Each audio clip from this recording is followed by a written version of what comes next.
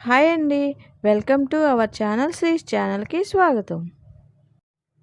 శ్రీ వారాహి అమ్మవారి గుప్త నవరాత్రుల సందర్భంగా ఒంగోలు బాలాజీరావుపేటలోని శ్రీ కనకదుర్గమ్మ వారి దేవస్థానంలో శ్రీ వారాహి అమ్మవారు ప్రతిరోజు వివిధ అమ్మవార్ల అలంకారాలతో భక్తులకు దర్శనమిస్తున్నారు.